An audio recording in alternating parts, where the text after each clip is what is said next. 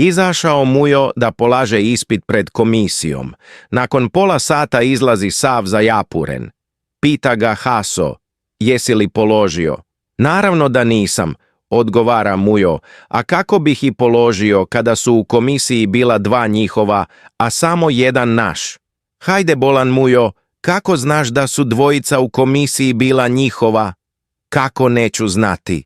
Sve vrijeme dok sam odgovarao, dvojica su se krstila, a samo mi na kraju onaj naš reče, ne drobi više Mujo, Allaha ti. Prozvao nastavnik Muju u školi i pita ga, reci mi jednu poslovicu Mujo. Bez alata nema zanata. Bravo Mujo, reci nam još jednu poslovicu. Pametnom je i jedna dosta. Kaže Fata Muji. Mujo bolan, baš je lijep osjećaj kad znaš da nekom fališ. Mujo je pogleda pa kaže, jest vala i meni to stalno govore. Kud god dođem svi kažu, još si nam samo ti falio. Pita Mujo Fatu. Fato bona, gledaš li ti išta na toj televiziji, samo prebacuješ kanale? Gledala ja sinoć onaj film Avatar, ali ništa te ja njih ne razumijem Mujo. Prvo ide 5 minuta filma, pa pola sata reklama, pa opet malo filma, pa reklame. Da me sad pitaš o čemu se radi, ja bih ti to ovako ispričala. Krene neki momak umjesto brata na drugu planetu, a tamo odmah pored Binga ima onaj novi Lidl čokolade na akciji 2 za 5 maraka. On jadan nepokretan, pa čim legne u onu njihovu kapsulu, odmah udari po Haribo bombonama. Onda uleti u onog plavog avatara i gleda zvijezde Granda na Pinku.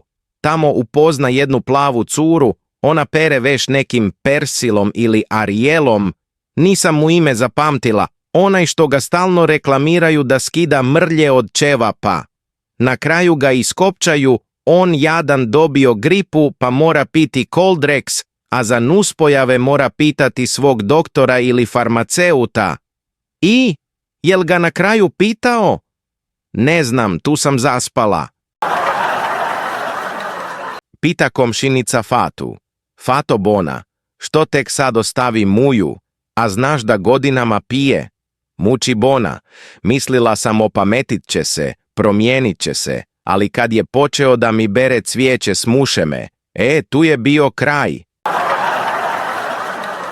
Ulazi Fata u zgradu, kad je na ulazu zaustavi policajac, gospođo Fato, bomba je u vašoj zgradi.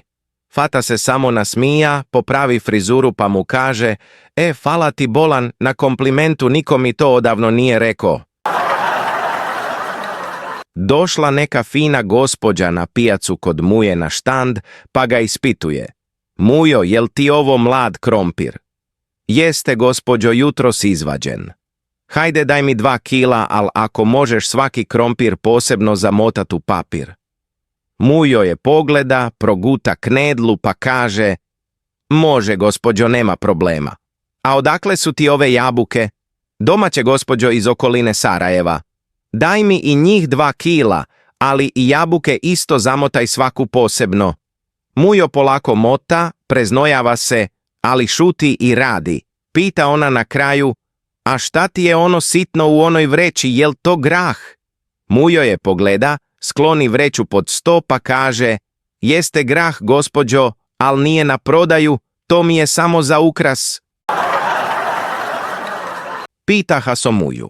Mujo bolan, možeš li mi posuditi onaj svoj crni sako? Treba mi za dženazu, umro mi dajđa. Može, naravno, primite moje saučešće. Prošla 2 mjeseca, sretnu se oni pa Mujo pita. Haso, gdje mi je onaj sako što sam ti posudio? Pa kod dajđe Mujo, u čemu si mislio da ga ukopamo? Žali se Haso. Mujo, sjećaš li se onog našeg što je s nama išao u školu, vazda mu olovke i gumice falile? Kako se neću sjećat Haso, sve je od nas prepisivo, veze ni o čemu nije imao. Moj Mujo, jutros ga gledam na plakatu u gradu, kaže, glasajte za mene. Govori Fata malom sinu u Bešici. Mašala, sine, tebi je baš lijepo u životu, najeo se, naspavao, malo se igrao igračkama, sad fino obavljaš nuždu u pelene, pa ćeš opet na spavanje. Kad odjednom Mujo viče iz WC-a, ma šta me daviš, Fato, nedjelja je, ostavi me na miru. Zatekao Mujo Fatu s ljubavnikom, pa izvadio pištolj i naredio mu da krenu u drugu sobu. Kaže Mujo, slušaj ovamo, ispalit ću 2 metka u zrak i obojica ćemo pasti kao da smo mrtvi. Kome Fata prva pritrči i počne plakati nad njim, njegova je. Puknu 2 pucnja, nastane tišina kad se čuje Fata kako otvara ormar u spavačoj sobi. Izlazi, Suljo, slobodno, ona 2 idiota se poubijala. Pita Mujo Hasu. Bolan Haso, moram te nešto pitat, mozak mi probi cijeli dan. Pitaj Mujo, šta je bilo? Gledam onaj svoj novi sivi frižider pa se mislim, spada li oni dalje u bijelu tehniku? Hvali se Fata Muji. Mujo, vidi što sam kupila nov mobitel, prava mašina. Nakon 5 minuta viče Fata iz kuhinje. Mujo, bolan, pomagaj. Nešto nije u redu, stalno mi se neko čudovište pojavljuje na ekranu. Mujo je i ne gleda, samo dobaci. Ma isključi prednju kameru, Fato, proći će. Viče Mujo na Fatu usred svađe. Fato, bona, prekipjelo mi je. Vidjet ćeš ti, samo ću se jedan dan pokupiti i otići zauvijek. Fata ga pogleda preko oka, pa mu hladno odgovori. Moj Mujo, tako si mi i iPhone obećavao, pa još ništa od toga. Otišao Mujo kod doktora jer se nije osjećao najbolje, pa ga doktor ispituje. Reci ti meni, Mujo, da li ti se ikada desilo da čuješ neke glasove, a da oko tebe nema nikoga, da ne vidiš nikog živog? Mujo ga pogleda onako zbunjeno, pa mu odgovori, pa dešava mi se svaki dan, doktore, kad god telefoniram. Imao hođa papagaja koji je neprestano psovao, pa mu jednog dana prekipi i odluči da ga kazni tako što će ga ubaciti u veš mašinu na jedno kratko pranje. Kad je mašina završila i hođa otvorio vrata, izlazi papagaj sav raščupan, trese se, briše oči i kaže: Allaha mi efendija, ovakvog kijameta i nevremena još u životu vidio nisam. Položila Fata vozački i krene s Mujom u krug po Sarajevu. Mujo šuti, drži se za ručku iznad vrata, a navigacija na mobitelu stalno nešto javlja. Nakon što je Fata 3. put prošla kroz crveno i zamalo završila u Miljacki, javi se navigacija. Skrenite desno pa se parkirajte uz trotoar. Pita Fata. Što sad, pa nismo još stigli? A navigacija će? Ma stani ti meni ovdje, ja ću radije pješke, a ti kako hoćeš. Sjede Mujo i Fata na klupi u velikom parku, mrak pao, romantika. Kaže Fata Muji. Hajde, bolan Mujo, skinite naočale, žuljaju me dok me ljubiš. Mujo ih skine, kad nakon par sekundi viče Fata. Vraćaj naočale, konju jedan, ližeš naslon od klupe. Pita svekrva Fatu. Fato bona, znaš li ti upregnut konja, zatrebat će nam na selu? Fata je pogleda, pa kaže, majka mu stara, pa 10 godina sam u braku s Mujom. Znam ja o konjima više nego što mislite. Dobio Mujo glavni zgoditak na lotu, pa ga Haso sav uzbuđen pita. Bolan Mujo, šta ćeš prvo uraditi s tolikim parama? Pa mislio sam prvo platiti dug za struju. A šta ćeš s ostatkom? Moj Haso, za ostatak će morati malo sačekati. Čita Fata u nekim novinama recept za dijetu, pa kaže: Mujo, bolan, piše ovdje da treba svaki dan piti limun i med pomiješano za mršavljanje. Probat ću i ja.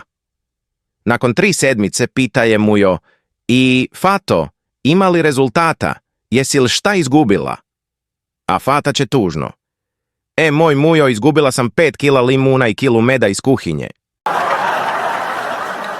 Kaže mujo Hasi, Haso, jel znaš da je broj 7 moj srećan broj? Vidi bolan, rođen sam 7.7.1977. i to u 7 sati, 7 minuta i 7 sekundi, na lotou sam dobio 7 miliona eura, sve te pare sam uložio na konjske trke, na konja broj 7. Haso će, mujo, pa to je odlično da pogodim, konj broj 7 je stigo prvi. Majok 7. Pita mujo Fatu, slušaj Fato, čime ti pereš moje gaće bolan? Kaže Fata, pa praškom, mujo, koji sav ostali veš? Mujo je opet gleda pa pita, a stavljaš li ti još išta unutra? Pa stavi mi malo omekšivača da miriše, što me to pitaš? A mujo će uzdahnuvši, ma pitam jer je ovaj moj jadan iz dana u dan sve mekši i mekši. Zaposlio se mujo kao vodič u muzeju. Pošto nije imao pojma ni o čemu, izmišljao je. Vodeći grupu turista zastane kraj jednog eksponata i kaže, ovo je lobanja od cara Murata. A ova manja?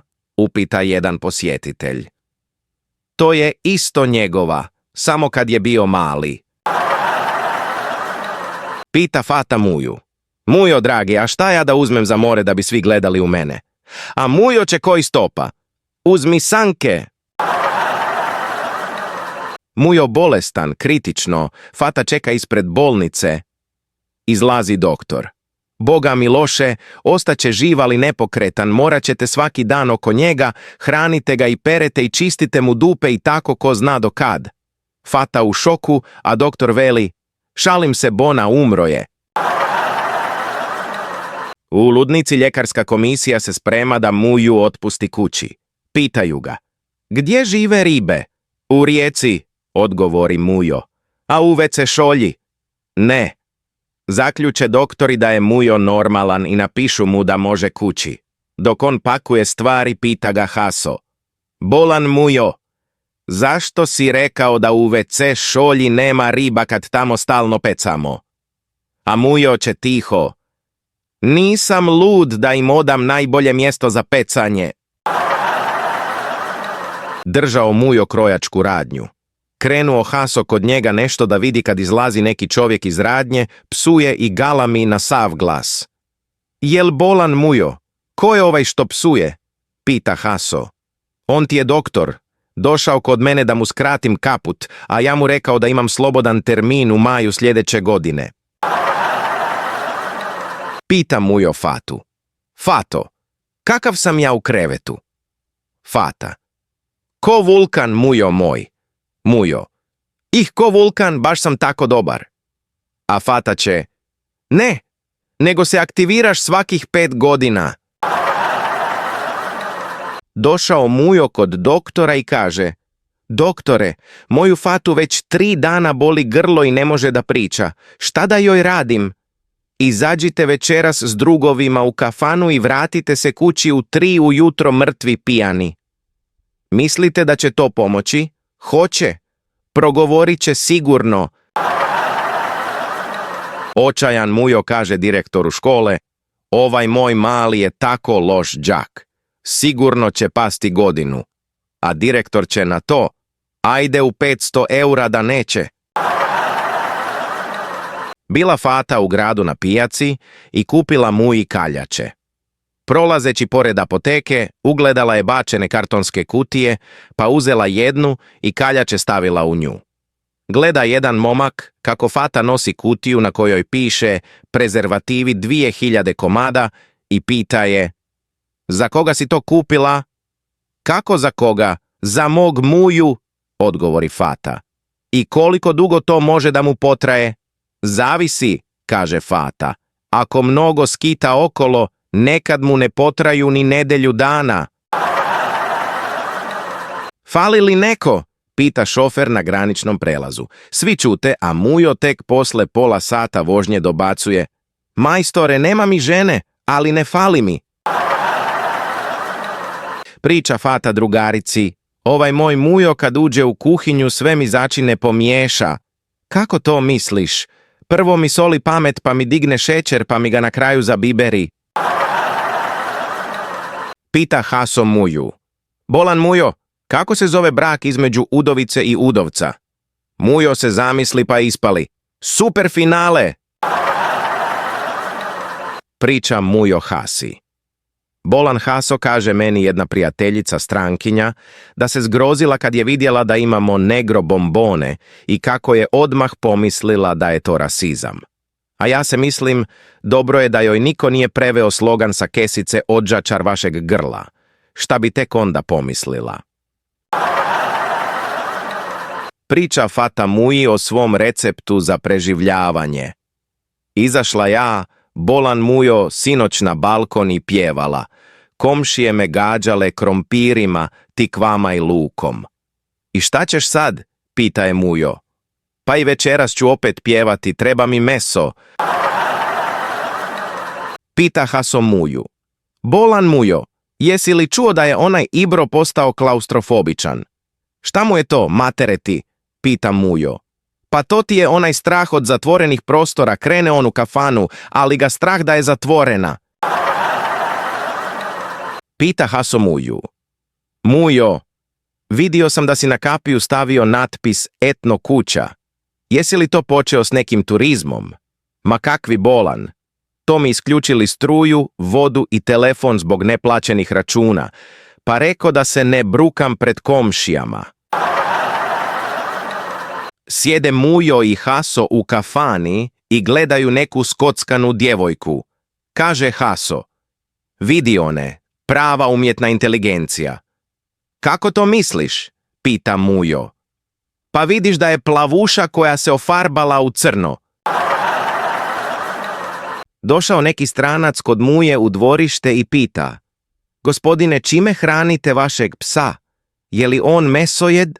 A Mujo će, čuj mesojed, u Bosni ti je on u većini slučajeva hljebojed. Žali se Mujo Hasi. Jarane, dobio sam juče 13. platu. Pa blago tebi Mujo, otkud to? Začudi se Haso. Ma šta blago meni Bolan, dobio sam je nakon 20 mjeseci rada kod privatnika. Pita Haso Muju. Mujo, jel se ti bojiš smaka svijeta? Ma kakvi ba, odmahne Mujo rukom, to ti je kod nas postao događaj koji se, sada već tradicionalno, održava svake 3 do 4 godine. Pita Haso Muju. Bolan Mujo, šta je za tebe vrhunac povjerenja u braku? A Mujo će koji stopa? To ti je moj Haso, kad se nenajavljen vratiš sa službenog puta i uđeš Fati u kuću bez kucanja. Ulazi Mujo kod babe u stan i počne da maše rukama ispred nosa.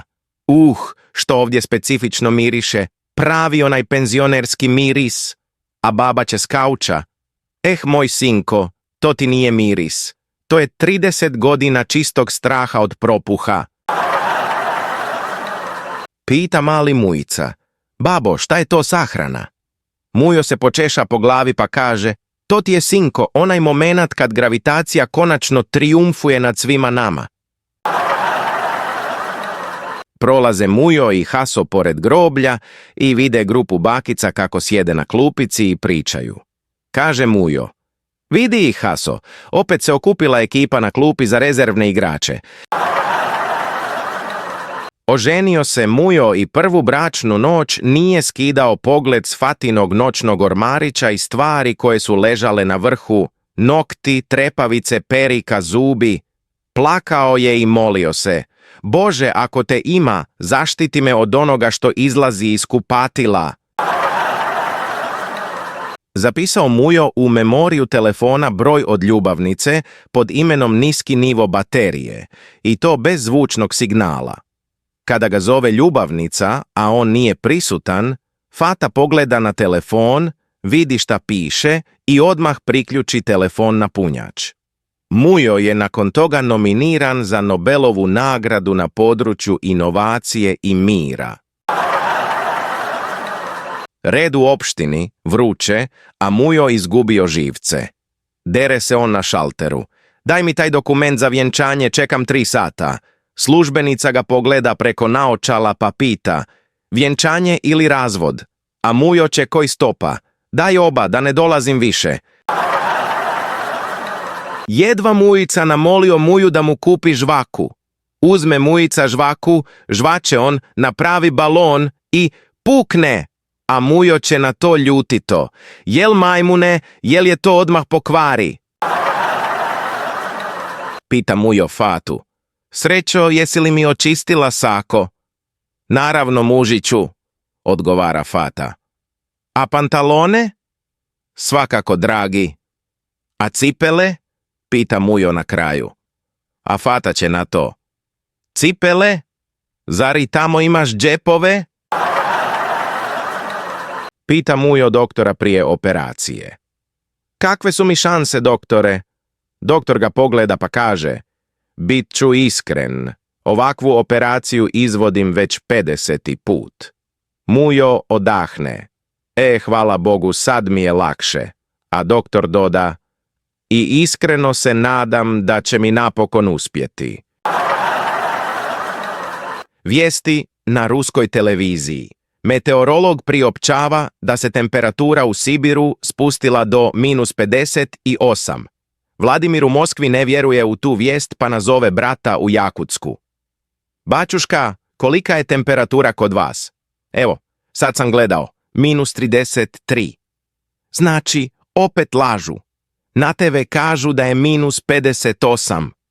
A to možda na polju?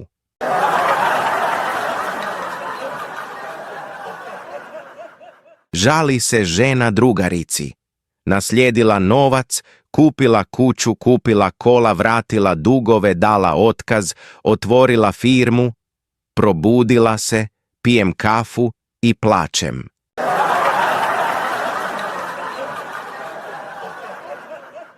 Mujo, bolan, a što mi ne stade jučer kad sam stopiro? Haso, svašta, ja mislio ti mi lajkaš novi auto.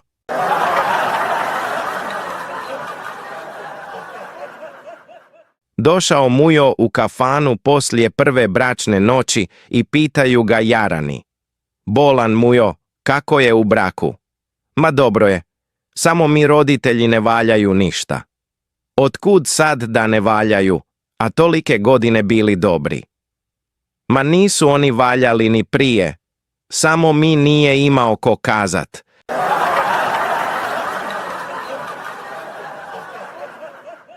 Sin. Tata, zašto muškarci služe vojsku, a žene ne? Otac. Šuti, sine, zamisli svoju ludu mater sa Kalašnjikovom.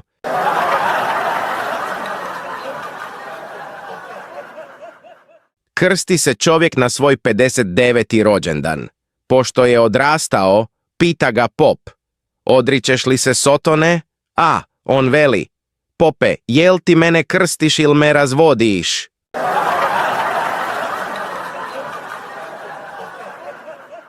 Gledala mi ciganka u dlan i kaže, do 35. godine nećeš da imaš pare i mnogo će se mučiš, a posle 35. posle će se navikneš.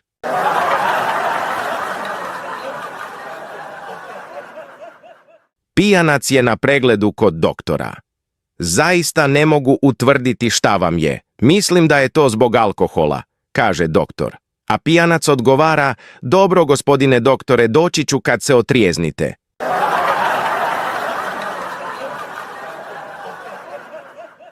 Čovjek puže po pustinji kad iznenada ugleda drugog čovjeka na devi.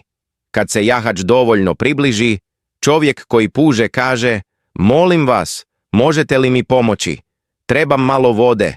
Žao mi je, nemam vode, ali vam mogu prodati kravate, kaže čovjek na devi. Kravate, kaže čovjek. Trebam vodu, prodat ću ti jednu za $4. Trebam vodu. U redu, 2 za $7. Molim te, možeš li mi reći gdje je voda? Dobro, u redu, nedaleko odavde nalazi se restoran u Oazi. Ideš oko 3 milje ravno. Upravo tim putem kojim ideš. Doći ćeš do jednog kamena. Kad stigneš tamo, skrenut ćeš lijevo. Prođite još 3 milje i stići ćete do oaze. Jeste li sigurni da ne želite kravatu? 3 za $10, to je najbolje što mogu učiniti.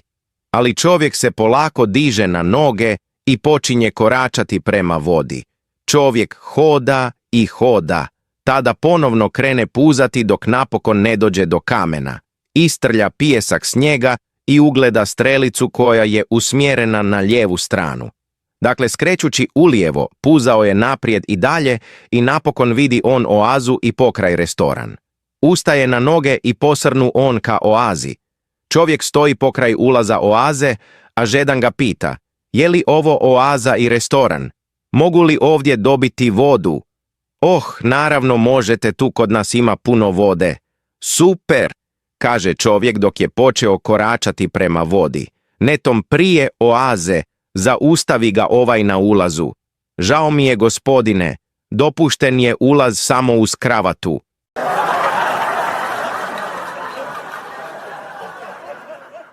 Djeca se vesele božićnim darovima, dobila sam kanarinca, kaže Marica. Ja sam dobio psa, kaže Perica. A ja sam dobio vodene kozice, kaže Ivica.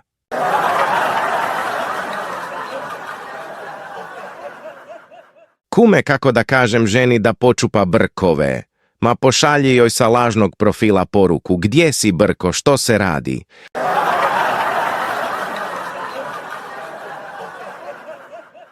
Pred pogubljenje, dvojicu osuđenika na smrt pitaju za posljednju želju. Prvi kaže, da još jednom čujem posljednji hit od Jelene Karleuše, a drugi će na to, mene streljajte prvog.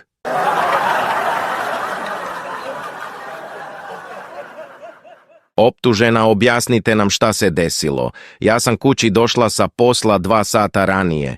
Uđem u spavaću sobu, vidim na krevetu leže moj muž i naša kuma, oboje goli.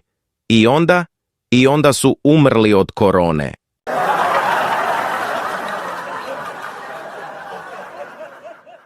Napunio Mujo 60 i kaže mu Bog, do sada te nisam diro, uživo si, prav, zdrav, sad je vrijeme da i ti neku bolest dobiješ, eto, izaberi je sam. Au, ako već mora, daj perut.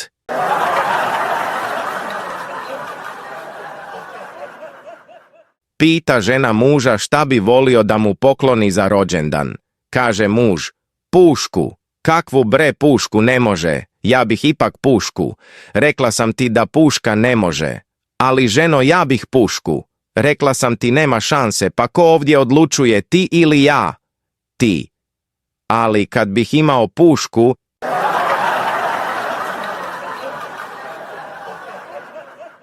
Ulazi čovjek u seksi shop. Ja sam nezadovoljan životom, platom, cijenama, zdravstvom i demokratijom.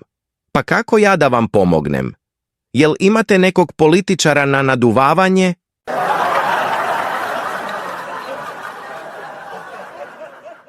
Ženo, hajde da se razvedemo. Ja nemam više snage da živim ovako. E pa neće moći. Kao udovicu si me uzeo.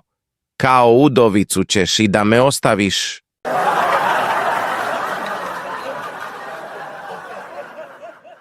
U sitne sate profesor ustaje od stola i ispričava se društvu koje ostaje. Oprostite, moram na predavanje. Ali profesore, sada fakultet ne radi. Znam, ali moja žena radi non stop.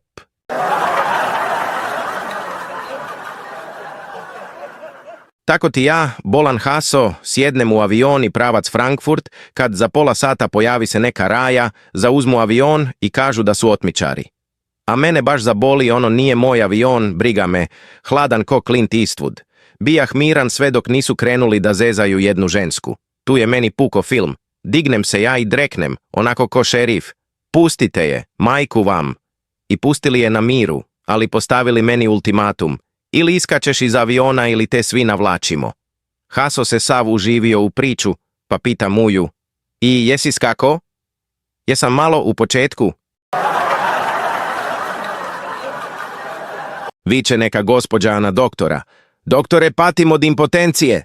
Gospođo, valjda pati vaš muž. On boluje, doktore, a ja patim. Žena napusti muža, ubrzo se vraća i moli ga da joj oprosti. Za to što si me napustila, opraštam, ali što si se vratila, nikada.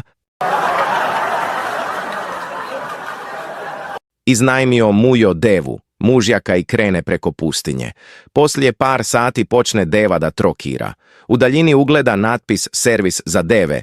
Doge ga se nekako i kaže malom na ulazu: deva mi trokira, šta da radim? Navedite ga na kanal, sad će majstor. Dođe majstor, siđe u kanal, gleda, pa uze 2 cigle i opali devu po jajima, ova ko metak odjuri iz servisa. Sve je to lijepo, majstore, sredio si kvar, al kako ja sad da stignem devu? Hajd, popni se na kanal. Otišao siromah u džamiju da se pomoli Bogu i kaže: dragi Bože, daj mi bar 50 maraka.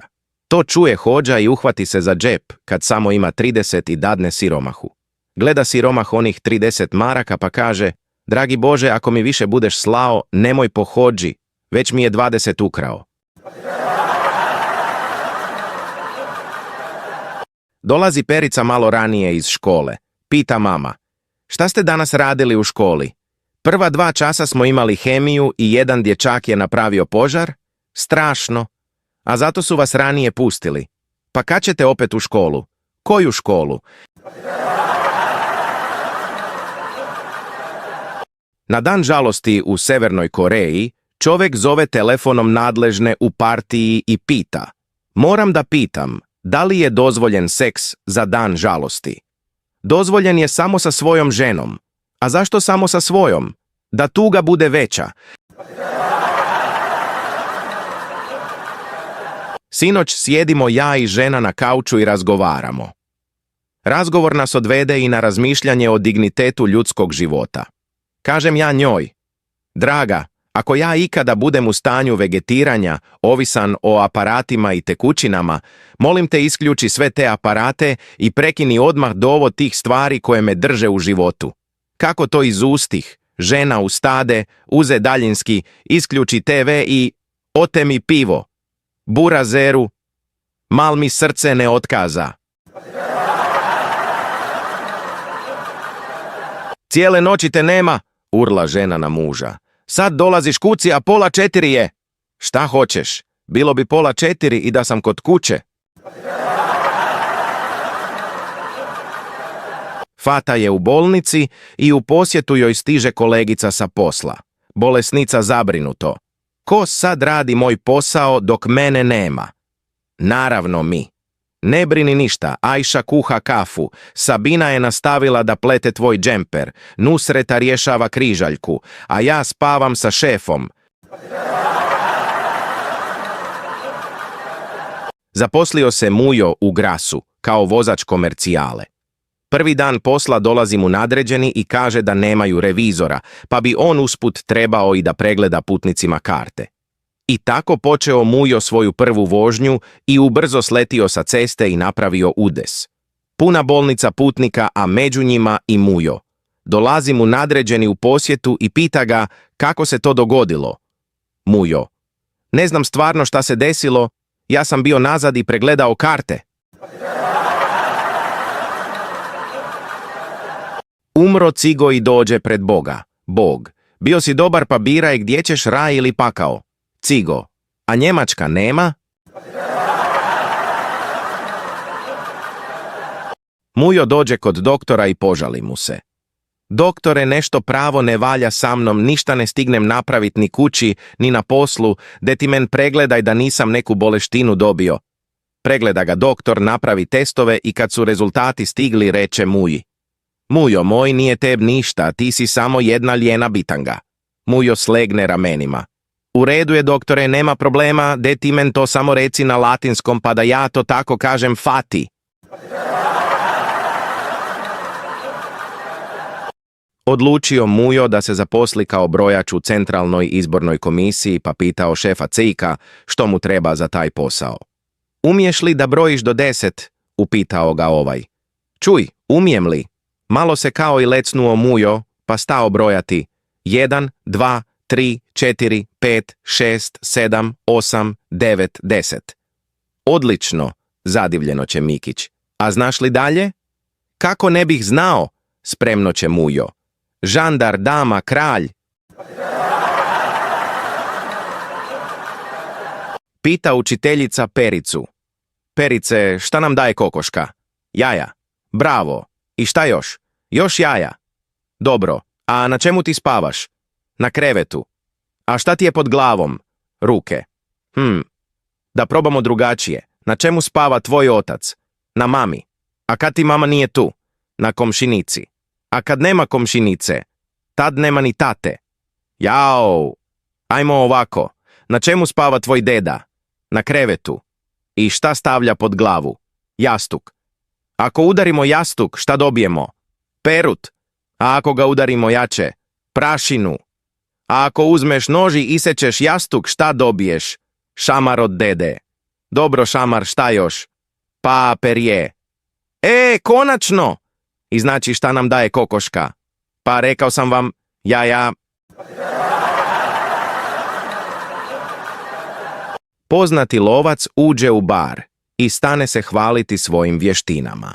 Ispričao je par lovačkih priča, pa predložio okladu. Svi mu plate piće ako sa povezom na očima, dakle samo dodirom, pogodi koja je životinja ubijena i kojim oružjem. Nakon što su mu zavezali maramu oko očiju, donesu mu prvu životinju. Neko je vrijeme pipao kožu i rupu od metka, a zatim reče: medvjed, ubijen sa puškom kalibra 308. Bio je u pravu. Jedan od lovaca iz auta donese drugu životinju. Lovac je opet pogodio. Los, ubijen 7 mm Winchester puškom. I tako se nastavilo kroz noć. Lovac je pogađao sve što mu donosili, a ljudi su mu plaćali piće. Konačno je pred jutro stigao kući pijan ko letva i odmah zaspao. Kada se probudio, u ogledalu ugleda ogromnu masnicu na oku, pa reče ženi: znam da sam sinoć puno popio, ali ne toliko da se ne sjećam tučnjave. Nije mi jasno od kuda mi tolika modrica. Na to mu žena ljuto odgovori: modrica je od mene, smrade jedan. Kada si došao u krevet, stavio si ruku u moje gačice i nakon što si ispipao, rekao si glasno: tvor, ubijen sjekirom.